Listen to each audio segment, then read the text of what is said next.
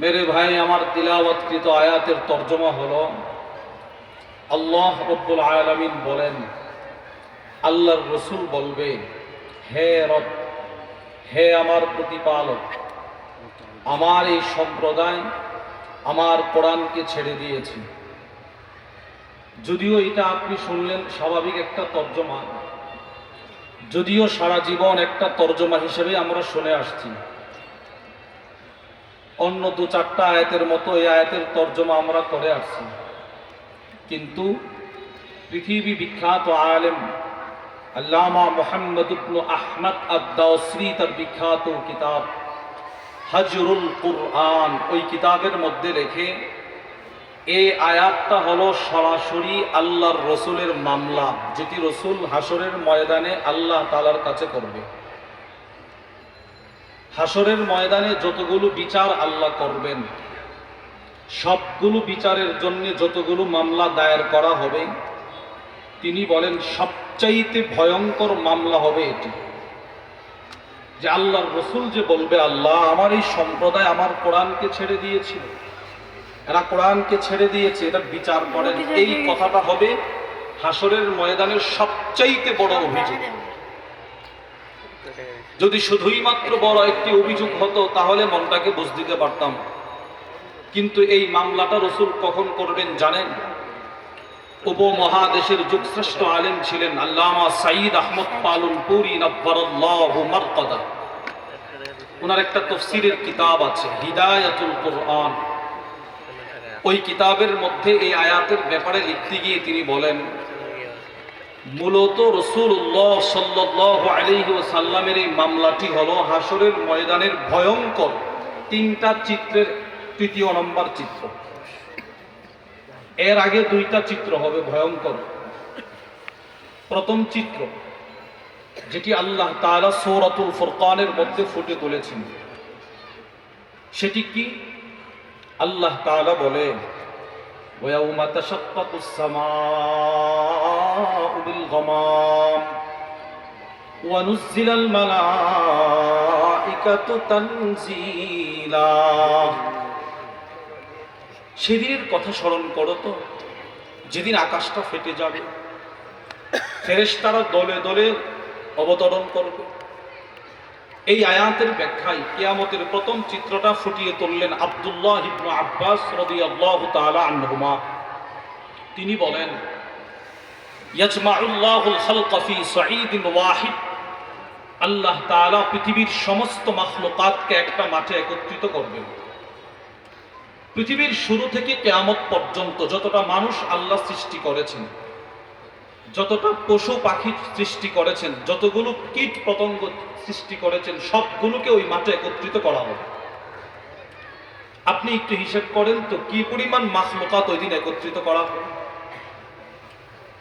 যেই মাঠে একত্রিত করা হবে, ওই মাঠের চতুর্দিকে প্রথম আকাশটা ফেটে ফেরেশতারা দলে দলে নামতে থাকবে। ফায়ানজিলু আহলুহা থুম্মা তানশাক্কুস সামাউদ দুনিয়া। রাইসুল মুফাসসিরিন আব্দুল্লাহ ইবনে আব্বাস রাদিয়াল্লাহু তাআলা আনহুমা বলেন, প্রথম আকাশটা ফেটে যাবে, প্রথম আকাশ থেকে ফেরেশতারা নামতে থাকবে। কি পরিমাণ ফেরেশতা ওই দিন নামবে? আব্দুল্লাহ ইবনে আব্বাস বলে, পৃথিবীর শুরু থেকে কিয়ামত পর্যন্ত সমস্ত মানুষের সংখ্যা মিলে যত যুগ, সমস্ত জিনের সংখ্যা মিলে যত যুগ, সমস্ত মাখলুকাতের সংখ্যা মিলে যত, সবগুলোকে এক জায়গায় একত্রিত করলে মোট সংখ্যা যত হবে, এর চাইতে কোটি কোটি গুণ বেশি ফেরেশতা শুধু প্রথম আকাশ থেকে নামবে।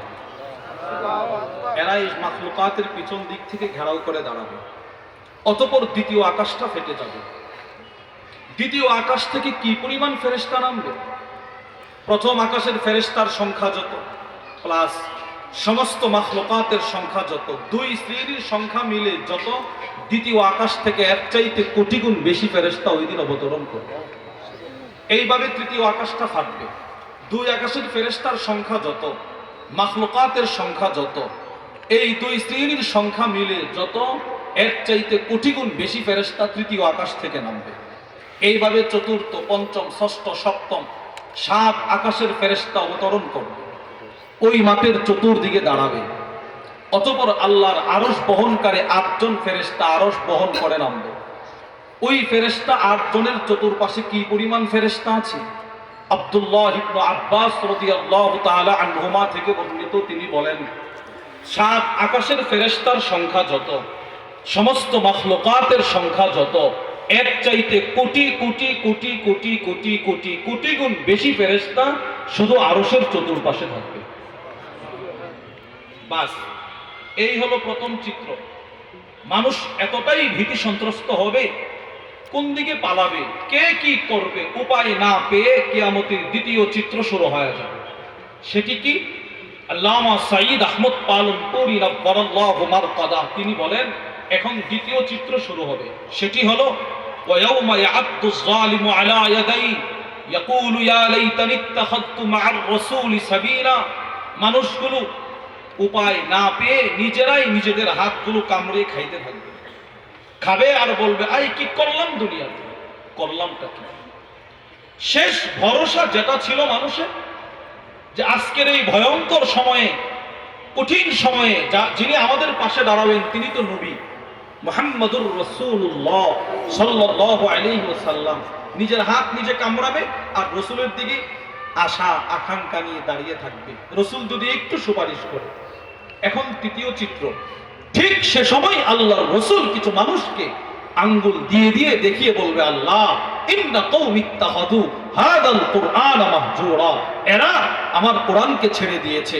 আজকে কিয়ামতের বিভীষিকাময় অবস্থা দেখে এরা ভয় পাচ্ছে, আপনি এদেরকে গ্রেফতার করেন। ঠিক সে সময়, এটা হলো পৃথিবীর সবচাইতে, আখিরাতের সবচাইতে ভয়ঙ্কর মামলা। আল্লাহ একে ধরেন, সে আমার কোরআন ছেড়ে দিয়েছিল, ধরেন। এই কোরআন ছেড়ে দেওয়ার অনেকগুলো অর্থ। শাইখুল ইসলামে সানি ইমামে রব্বানি আল্লামা ইবনুল কাইয়িম আল জাওজিয়্যা রাহিমাহুল্লাহ তার বিখ্যাত কিতাব আল ফাওয়াইদ, ওই কিতাবের মধ্যে এই আয়াতটি এনে তিনি লেখেন কোরআন ছেড়ে দেওয়ার অনেকগুলো অর্থ। এর ভিতরে একটি অর্থ হলো আল্লাহ আমার এই সম্প্রদায়, এই মানুষগুলো কোরআনের প্রতি ঈমান আনে নাই। ঈমান বলেন কি আনে নাই? আরে বলেন না, কথা বলেন, কি আনে নাই?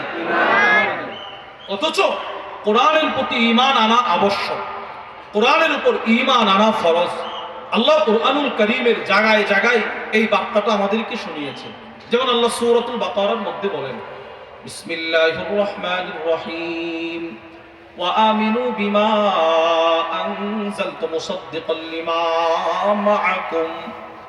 আল্লাহ রাব্বুল আলামিন বলে আমি যে কিতাব তোমাদের উপর নাজিল করেছি, তোমাদের কাছে নাজিল করেছি, যে কোরআন যেটা সত্যায়নকারী, ওইটার প্রতি তোমরা ঈমান আনো। আল্লাহ ঈমান আনার আদেশ করে, কোরআনের প্রতি ঈমান আনো। আরো সুন্দর করে যেন আমরা ঈমান আনি, আল্লাহ আরো সহজ ভাষায় বলে ওয়াহাযা কিতাবুন আনজালনাহু মুবারাক। আল্লাহ রাব্বুল আলামিন বলে এই কিতাব